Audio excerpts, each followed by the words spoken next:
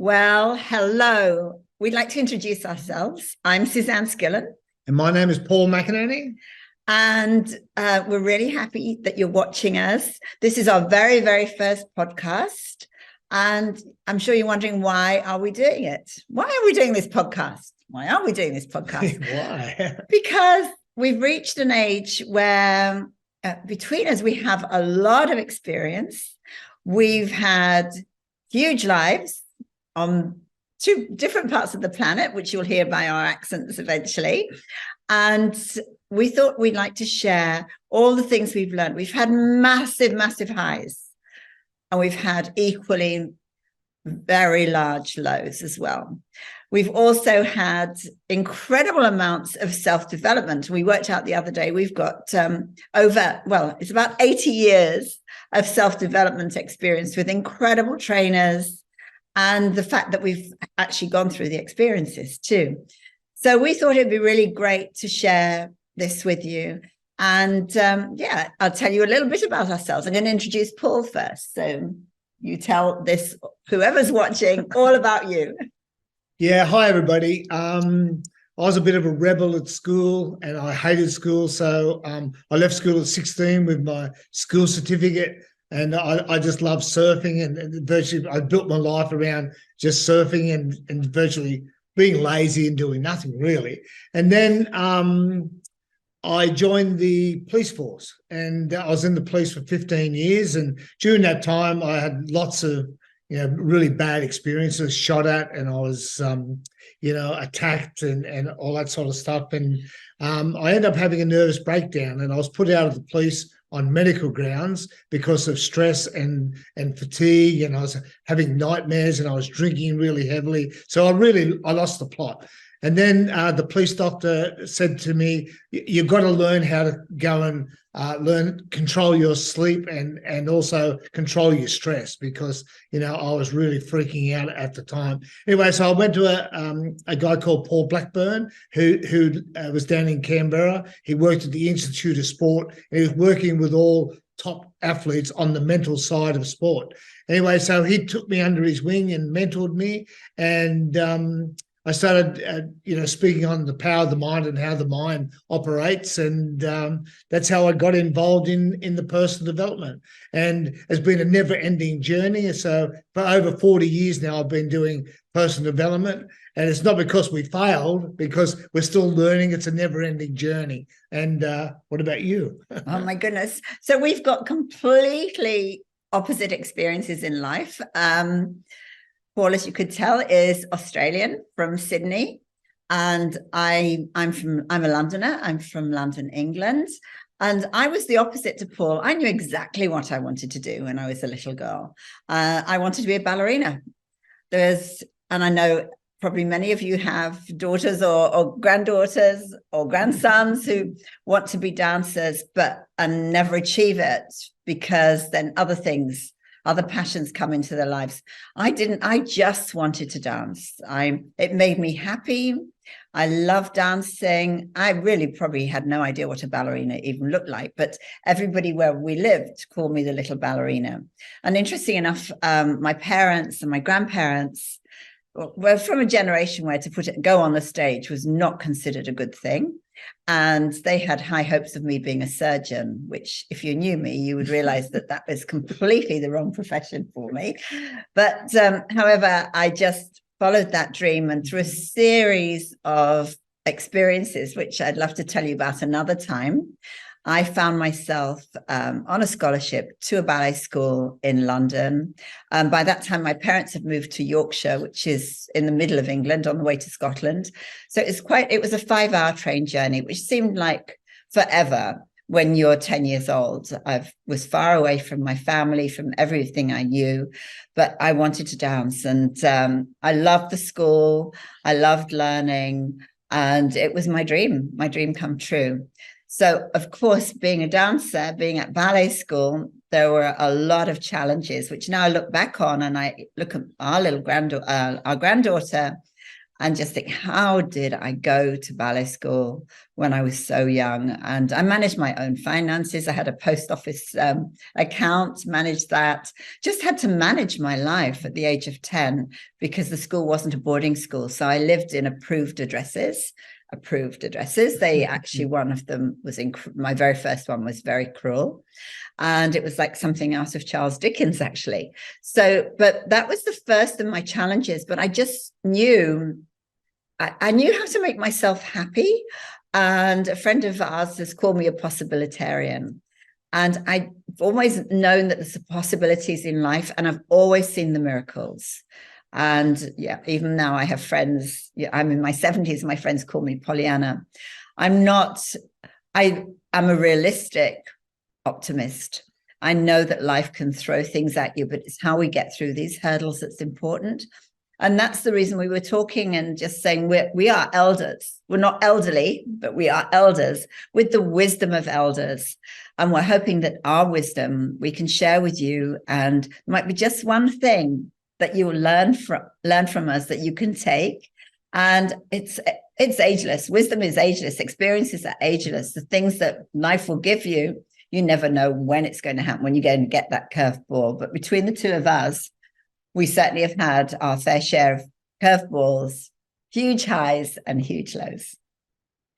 Yeah, we've been very, very fortunate, and we've both had fantastic mentors. I was fortunate enough to work with Tony Robbins for a long time, and some of my others are Paul Blackburn, David Wood, John Maxwell.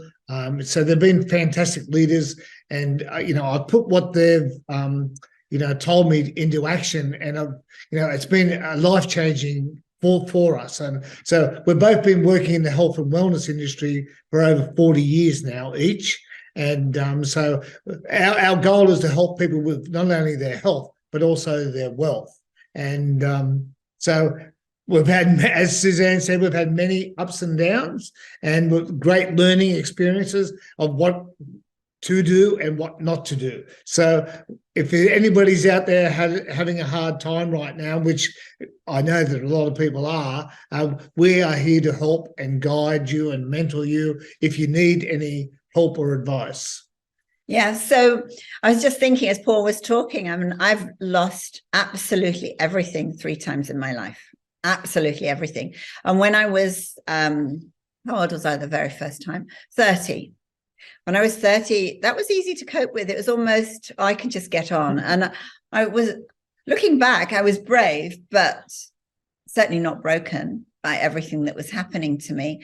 The second time I was in my 40s, and it's, again, I will share this story eventually, but it was tougher. Plus I had 2 little people with me as well. And we began with, again, absolutely nothing in a country I didn't know, with no friends and no family and no support, but just got on with it. And again, brave, not broken. The third time, it happened to both of us at the same time. And I was 60. It's very different when you're 60. It's more frightening. You need a lot of courage to start again. And luckily we had each other, which really, really helped. But at the point we were almost destitute, and it was devastating. And at the same time we had a lot of personal loss as well and grief to deal with. So there was a lot going on, but between the two of us, we remembered and used everything we've ever learned from our mentors, from all the books we've read, which continues to this day. I was thinking about our bedside tables are groaning with self-development books. I normally have one self-development book and one amazing novel working at the same time, depending on my mood. And it continues. Life is just such a journey. And we'd love to share that with you. And I know we all have, none of us gets away with a life with nothing. And how boring would that be, actually, if you think about it? And it is really the things that crack you, and as they say, they break you into pieces, but that's when the light shines through. And I'm so grateful for all the lessons I know that I've had, and I'm sure you feel the same way too. Yeah. Well, see, I come from a scarcity background. Like my parents, used to say, money doesn't grow on trees. Money doesn't make you happy. Rich people probably go out there selling drugs and all this sort of stuff. So I made millions and millions and millions of dollars, but I also lost millions and millions and millions of dollars. And so I've learnt now, I don't touch the money anymore. Suzanne handles all the money. So, but we've got great investments, and, so we're very healthy right now, and we're both in our 70s. We feel fantastic, but also we're very, very wealthy, and in our lives, and also our relationships, and financially in that as well. So that's been a great bonus, but it's been a great learning experience by us working together 24/7. We've helped over 110,000 people in 10 countries around the world with their health and their wealth. So it's been an exciting journey for us over the last 12 years. And so Suzanne's lived in 18 countries. So it's we both love traveling. I'm always ready to go and live in another country. She's ready now, and I'm still thinking, don't belong anywhere. She's turning me grey. But I'm sure if I turned around and said, let's go and live in Italy tomorrow, you would do it, or for sure. a Greek island, for or sure. whatever. We're always ready to travel and have another adventure. We love traveling. I started very young, traveling, obviously, as a dancer, which was wonderful. I had a career that paid me to travel. And it was interesting when Paul was saying that he didn't have an abundant background. I didn't. My parents were very careful. And my father used to say, you can choose one thing. You can either be happy, you can be healthy, or you can be wealthy. You can't have all three. And I say, why can't I have all three? There are people out there that have all those things. Why not me? So it didn't actually put me off. And it made me recognize that there were people in beautiful homes, and there were people living abundant lives, and there were people who were able to give back, which is always my dream, to do random acts of kindness. Even since I was a little girl, I've always wanted to be able to give to others who needed it. And we can all do that it's out there for everybody.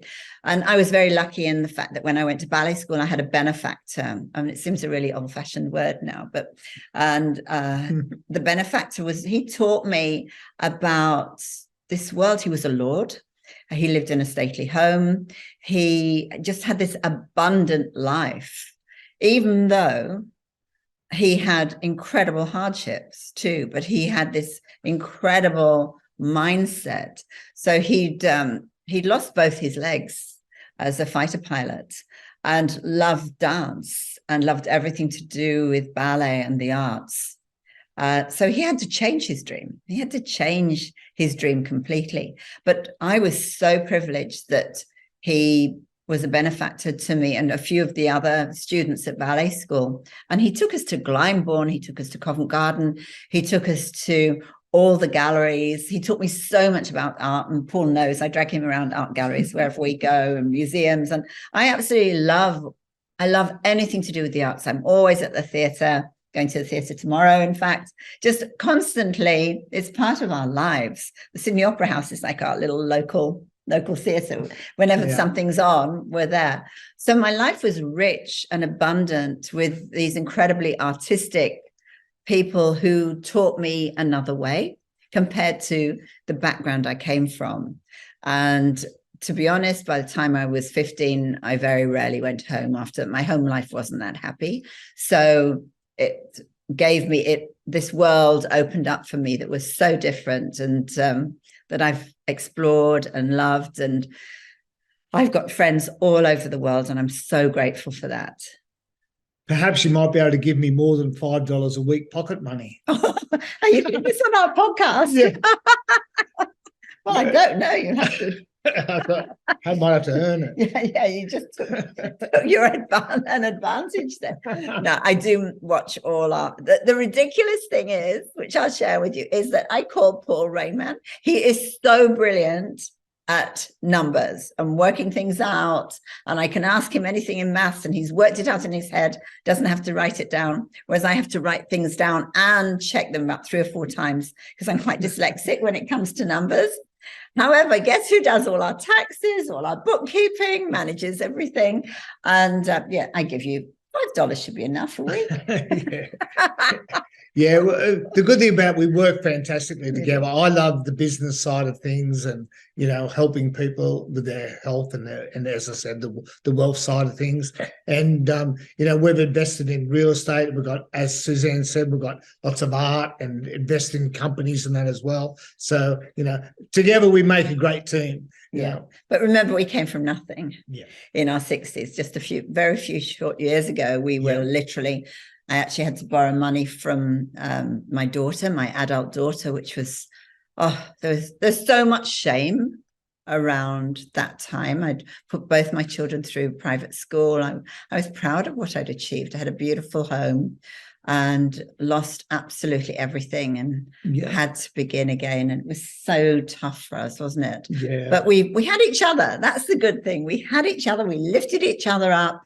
And again, so grateful for the lessons we had. And I'm sure many of you look back on your lives and the challenges you had, you're grateful for, because without them, you wouldn't be the person that you've become, which is exactly how I feel. It's just like, I'd probably be still in England. Who knows what I'd be doing? I don't know what I'd be doing. I wouldn't be living the life I'm living now. And the other thing is, as a dancer, I then became a Pilates practitioner. And I've always had the love of the connection between the mind, the body, and the spirit. So yes, I eat very, very well. I'm very careful about what I eat. I'm an ex-dancer. But during my life as a dancer, I really abused my body in many ways. At ballet school, I was put on amphetamines at the age of 11. Can you imagine? A little girl, just because I prepubescent, bit of chubby fat.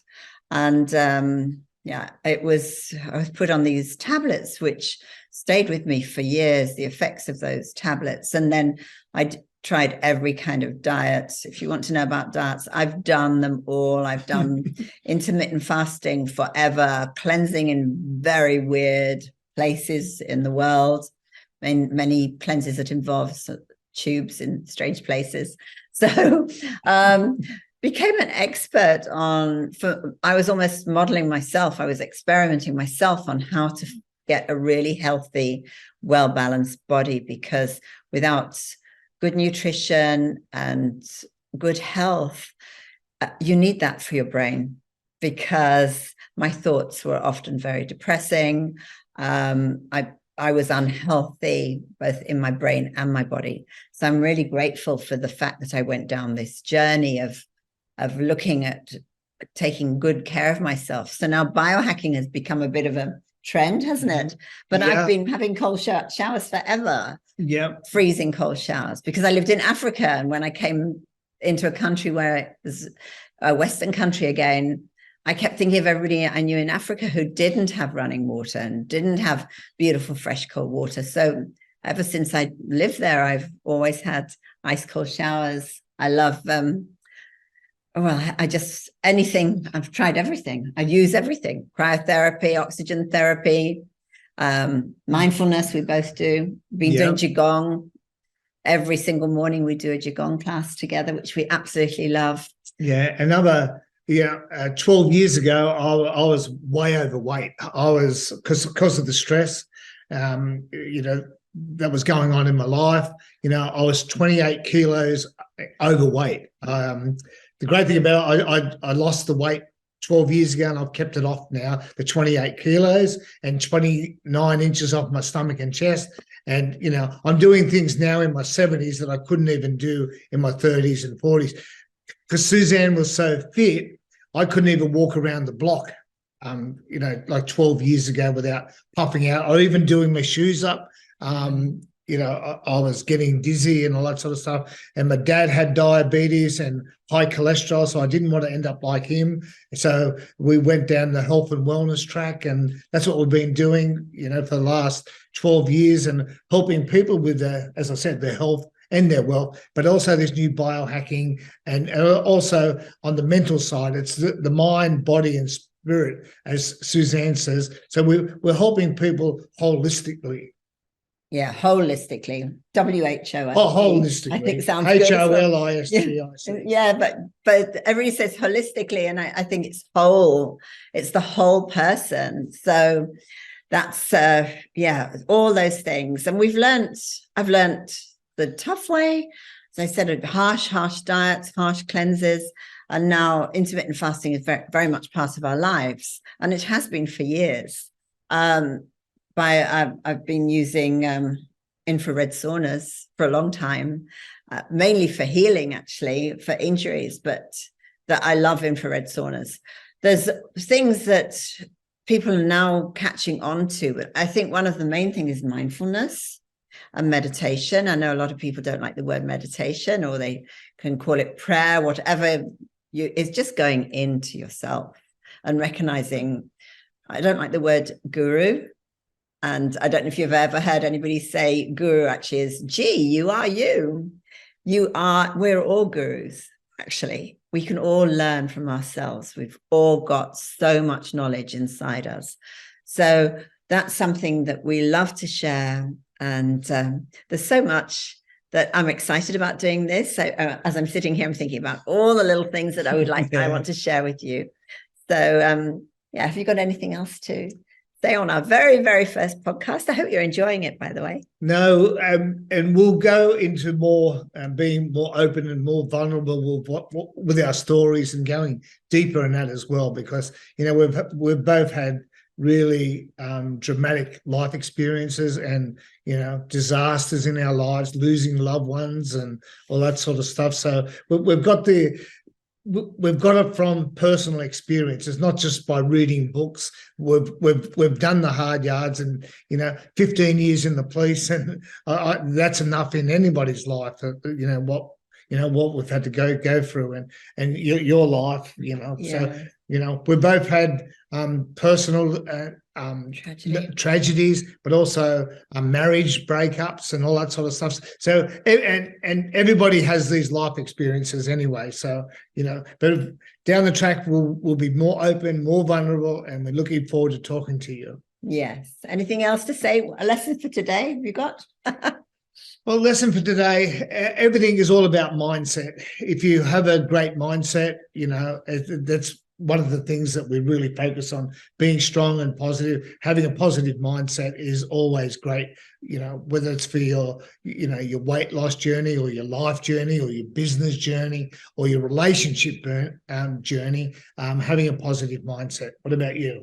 Gratitude has, I'm so grateful for this opportunity. I'm grateful for you, grateful for our life, but every day I'm grateful for the miracles, just the little miracles, because they're out there, and sometimes we don't always see them. At the moment here, we've got autumn coming into Australia, and so it's such a beautiful season. It's so lovely.